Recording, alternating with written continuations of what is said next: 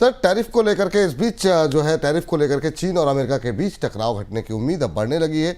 इस बीच हफ्ते के अंत में दोनों देशों के बीच टैरिफ पर जिनेवा में बैठक होगी।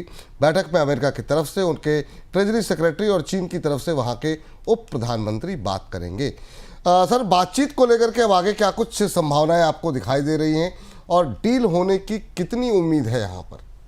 दुनिया के लिए सबसे राहत की खबर ये थी, दुनिया के लिए सबसे चिंता की खबर थी भारत और पाकिस्तान के बीच तनाव और टकराव। और कल 24 घंटे में सबसे राहत की खबर ये थी कि अमेरिका और चीन अंततः बातचीत करने पर राजी हो गए हैं और बातचीत का प्लान लगभग तय हो गया है। 9 से 12 मई के बीच में पहली बार इस ट्रेड वार के बाद उच्च स्तरीय वार्ता होने वाली है। स्कॉट बेसेंट चीन के उप प्रधानमंत्री हे लिफेंग से स्विट्जरलैंड में मिलने वाले हैं। ये मुलाकात स्विट्जरलैंड में होगी और इस मुलाकात का इंतजार लंबे समय से किया जा रहा था। हालांकि दोनों देशों ने अभी भी ट्रेड वार को लेकर, ड्यूटीज को लेकर अपने रुख में कोई बदलाव नहीं किया है, लेकिन तात्कालिक तौर पर ये तनाव कम होता हुआ दिखाई दे रहा है। डोनाल्ड ट्रंप के तेवर भी नरम पड़े हैं। हम बताते रहे कि अमेरिकी बाजार में चीनी सामानों की आपूर्ति घटने से महंगाई बढ़ी है और चीन की अर्थव्यवस्था में भी गहरी संकट की स्थिति है, डिफ्लेशन की स्थिति बनती दिखाई दे रही है। और इसीलिए बेसेंट ने कहा है कि तनाव कम करना जरूरी है। चीन ने कहा है कि एक तरफा टैरिफ जो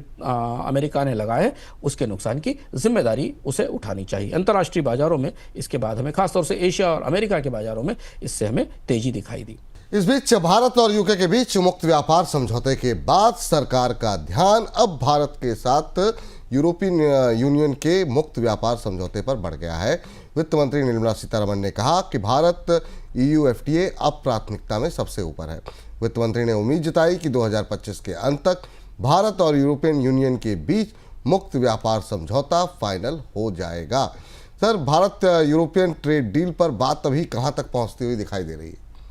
विपुल जी, एक राउंड की मीटिंग 1 मई को हुई थी भारत और EU के बीच में व्यापार वार्ताओं पर। जो अगला कैलेंडर हमें मिल रहा है उस हिसाब से शायद इस महीने की 12 से 16 तारीख के बीच भारत और EU के बीच व्यापार वार्ताओं का एक और दौर होगा। ये इस बैठक में यूरोपियन प्रतिनिधि और भारतीय प्रतिनिधि दिल्ली में मिलेंगे और इस पर चर्चा करेंगे जो मौजूदा परिस्थिति है उसके हिसाब से। लेकिन 2 महत्वपूर्ण चीजें हैं जो अभी भी फंसी हुई हैं। एक है नॉन टैरिफ बैरियर्स और दूसरा है रेगुलेटरी इश्यूज। भारत और यूरोप के रेगुलेटर्स के बीच में काफ़ी फ़र्क है। यूरोप में डेटा सिक्योरिटी को लेकर नए तरीके के नियम हैं, नॉन टैरिफ बैरियर्स भारत में हैं और बाजार यूरोपियन यूनियन की कंपनियों को भारत में कैसे मिले ये चीज़ें हैं जिन पर अभी चर्चा जारी है। लेकिन एक दिलचस्प बात देखने वाली यहाँ है विपुल जी कि भारत ने इस दौर में जो FTAs हैं उनका थोड़ा स्वरूप बदलने की कोशिश की है।